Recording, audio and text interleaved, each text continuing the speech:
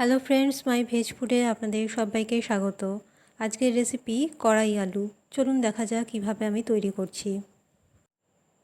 প্রথমে একটা কড়াইতে সর্ষের তেল নিয়েছি। সর্ষের তেল এখানে 2 টেবিল স্পুন আছে। সর্ষের তেল গরম করে এর মধ্যে দিয়ে দিচ্ছি কিছুটা পরিমাণে কাসুরি মেথি। এরপরে এর মধ্যে দিয়ে দিলাম সেদ্ধ করে রাখা আলু। আলু সেদ্ধ হাত দিয়ে একটু স্ম্যাশ করে নিয়েছিলাম, সেটাই আমি এর মধ্যে দিয়ে দিচ্ছি। এবার খুন্তির সাহায্যে ভালো করে নেড়েচেড়ে এর মধ্যে দিয়ে দেব সামান্য পরিমাণে লবণ। দিয়ে দিচ্ছি 1/4 চামচ হলুদ গুঁড়ো, আর দিয়ে দেব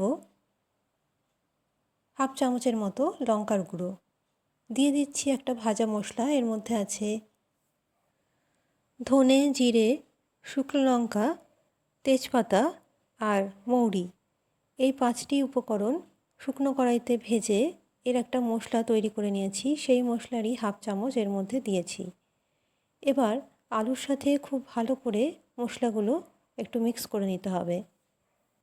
এবার এর মধ্যে দিয়ে দিচ্ছি সামান্য পরিমাণে চিনি।